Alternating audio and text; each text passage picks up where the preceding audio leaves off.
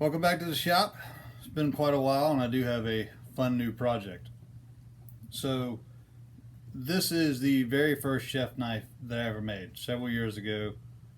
I made this for my grandmother and she used it for several years and she has passed, so this has come back to me.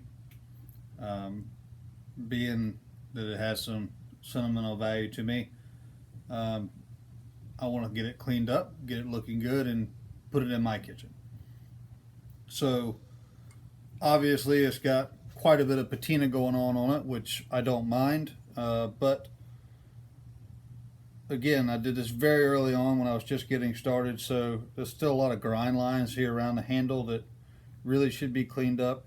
Um, I'm not real excited about this handle shape anymore. That was the way I did it when I first started. I've kind of gotten away from that and just something a little more ergonomic. So because it's a hidden tang, because it's a full tang, it's going to be hard to change the shape of it too much. But we can update the wood, maybe put a prettier handle on it, or even go to a hidden tang and do more of a Japanese style handle.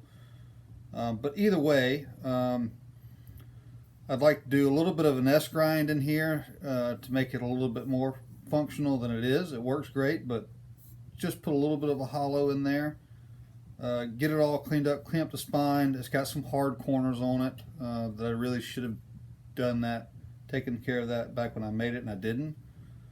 So it's just time to upgrade it a little bit, clean it up, make it look good. So you can do this with any old kitchen knife that you have.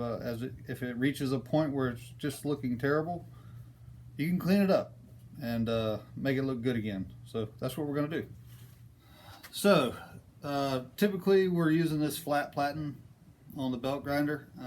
I want to do that a little bit of a hollow into the blade, so we're going to switch out this flat platen. It's just a flat plate, and we're going to switch over to this radius one that I made. So this is going to mimic like we have a really big hollow grinding wheel. So I have this one, which works good for doing smaller knives, but when you step up to like the larger chef's knives, you need a wheel that would really be like a 3-foot wheel, and that's not really practical on the machine or in the shop. So I fabricated this radiused platen to mimic a large wheel.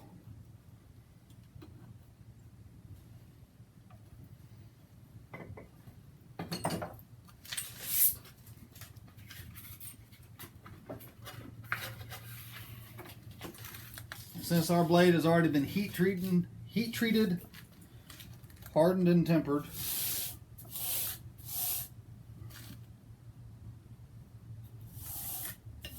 we have to be very careful not to overheat it as we're grinding.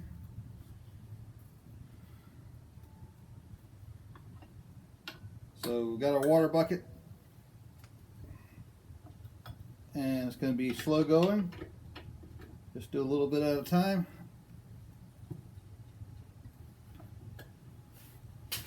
But that's it.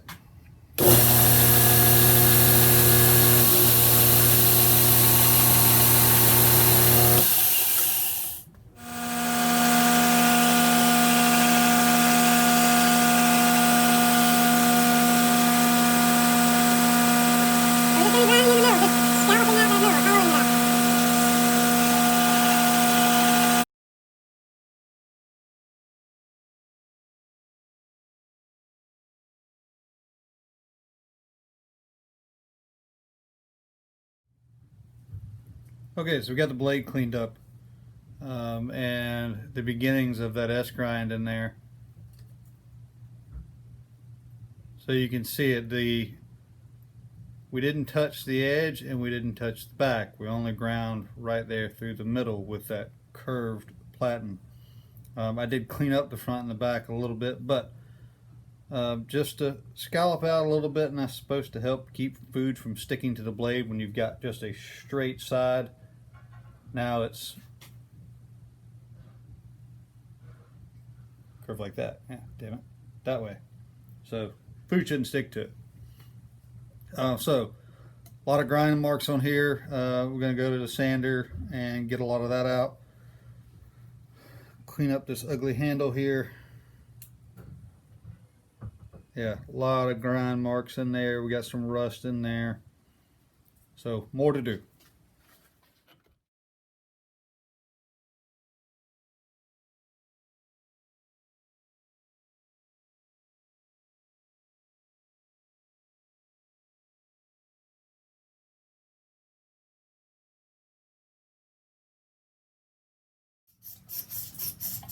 Alright, so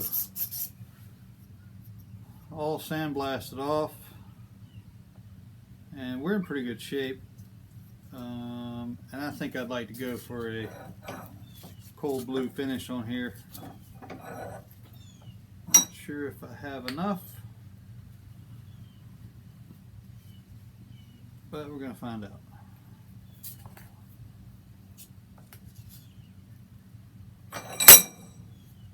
You alright? Yeah, just fell.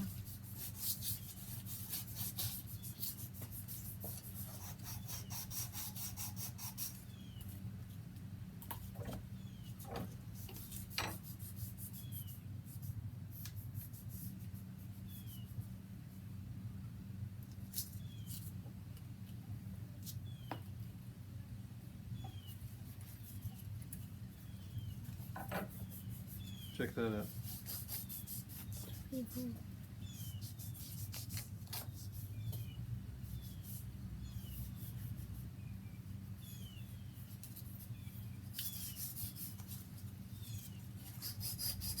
Really quick action on that stuff, but the trick to really getting as even of a color as you can get is to go on pretty heavy with it. It's likely to be, from my experience, a little heavier in some places than other. I think the hardness has to do with a little bit of it, similar to acid etching, but put a little on the spine. It's not going to hurt the wood handle.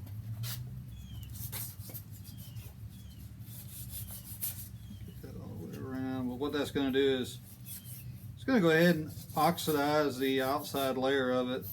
You know, this is gun bluing, so it's going to protect it from rusting to an extent. And the best way to do this is to put it on nice and heavy.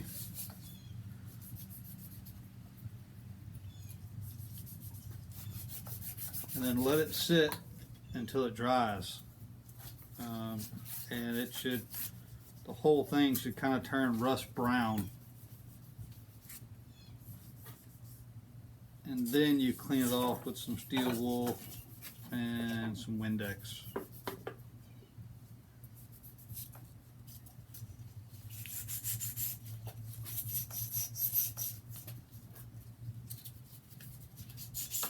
So we're going to let that sit for about an hour.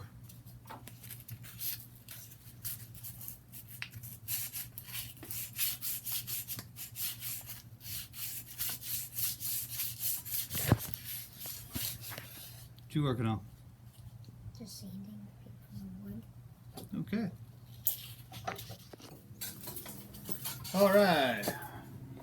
This had sufficient time to dry, and that's what we're after. That ugly rust brown.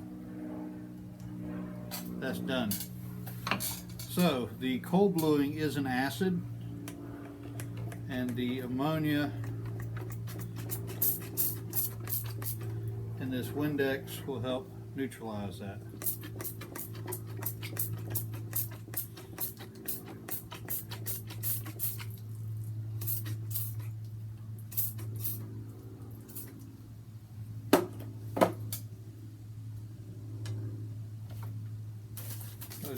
Give it a good spray.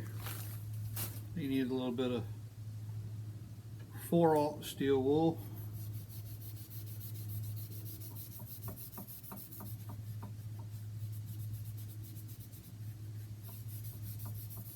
All you're doing is just kind of going until the rust gets knocked off of it, until we get back to a grayish blue color. And if you want to go a little darker, you can do it again. I get kind of mixed results with that, but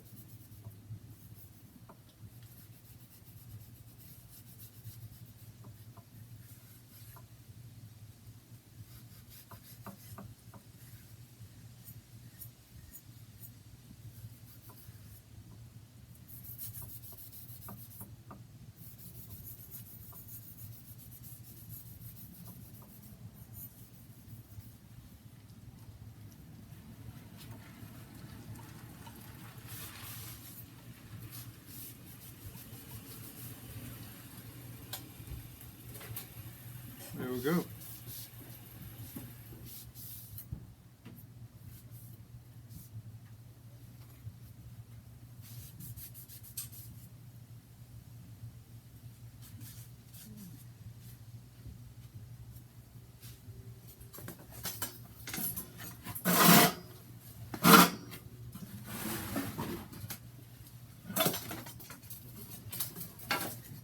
Now a good coat of oil after this is highly recommended.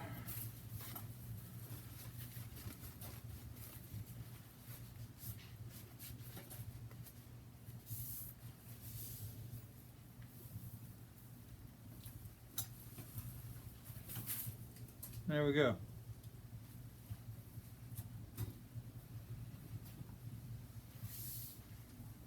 So, a little oil for the blade, a little oil on the handle after it dries. It's got Windex on it. And then we'll touch up the edge. And we'll be done. I think I'm going to leave the handle as it is for now. I don't think I want to change it just yet.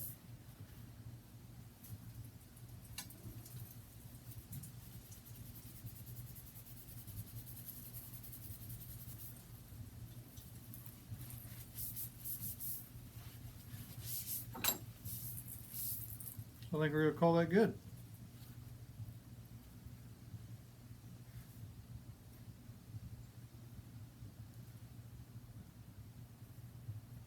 Yeah. There we go.